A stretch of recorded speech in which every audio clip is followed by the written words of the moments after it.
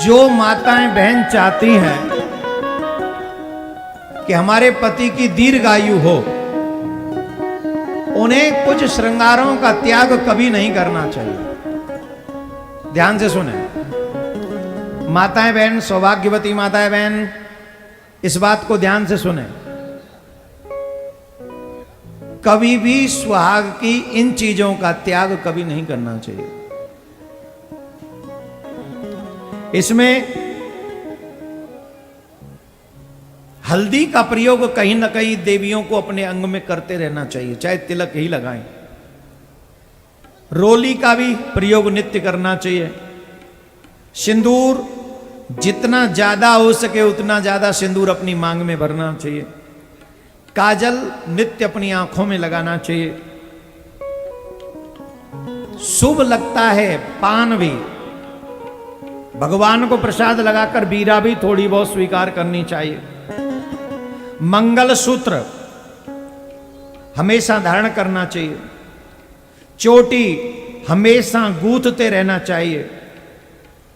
कान के आभूषण, नाक के आभूषण, कभी भी नाक को और कान को बिना आभूषणों के नहीं रखना चाहिए। अपने केसों को नित्य संवारना चाहिए, चोटी बनानी चाहिए। बाल खुले नहीं रखने चाहिए। आजकल बाल खुलने का फैशन चल रहा है। बिना विवाह में जब जाएंगी तो काली ड्रेस, बाल खुले, ऐसा लगता है जैसे नाग लोक से दिव्य नाग ने यहां पर पदार्पण हो रहा है विवाह में। कभी भी मांगलिक उत्सवों में ब्लैक ड्रेस नहीं पहननी चाहिए, चाहे स्त्री हो या पुरुष। आप किसी के विवाह में अगर ब्लैक कपड़े पहन के जा रहे हैं तो एक तरीके से ब्लैक झंडा दिखा रहे हैं उसे।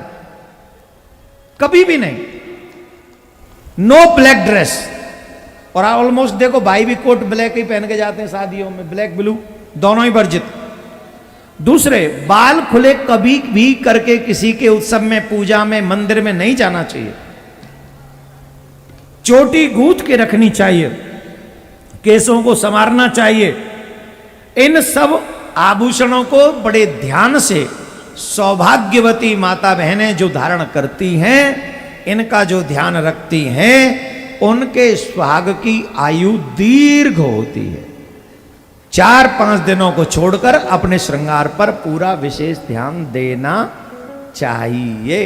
राधे राधे बोलना पड़ेगा।